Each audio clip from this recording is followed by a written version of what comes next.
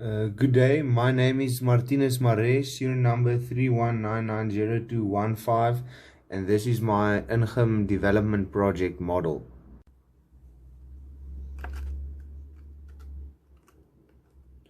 For the design of this model, I used NX to fully design the model before building it. I used the sheet metal design environment to construct a 3D virtual version of the model. After I successfully made a virtual model, I used the drafting environment to display a flat pattern detail drawing to better be able to comprehend the process behind the construction of such a model. The only supplies I needed to construct the model were paper, glue, and a scissor.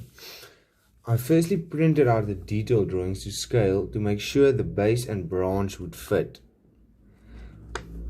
I chose to use paper as it is the most cost-effective material for such a model, and it is readily available.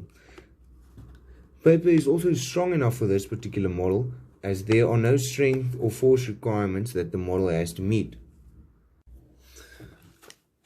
In the design process, I made a few small flaps here on the underneath of each side so that you can see that underneath the pentagon shapes and the hexagon shapes there's a few flaps, and I used this specific glue that I put on the flaps, and then I put over the sides, and then I cut it over to make sure that it'll stick, because on this side it's sticking very nicely on all the sides. The glue is also used to stick the branch to the base, as it does fit inside, or they perfectly slide into each other.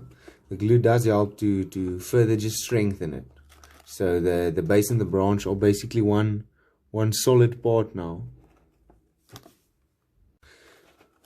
The paper that I used to construct this model for the base and the branch was I first tried having normal printer paper, but that was too thin and the structural integrity of the model was compromised. But then I used paper from a calendar that was a bit thicker. It had far more structural integrity, and it helps so the model can even now stand upright, of course, by itself, where with normal paper it doesn't allow for that. The only negative I encountered while using paper for my model was that paper does not withstand torsion forces very easily.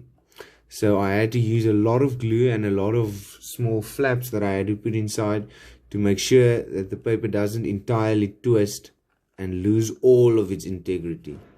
But glue and everything kept it basically sealed. It's tight. There's not a lot of gaps, I would say. I put these black lines on the side of the model on every bending or folding spot, because I think this exaggerates or shows the bending and the shapes of the branch and the base much better than if it was just normally white.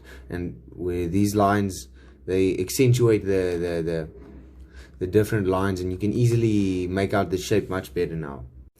I'm very happy with how my final model turned out, as I did the base and the branch entirely separately, and then I added and glued them together.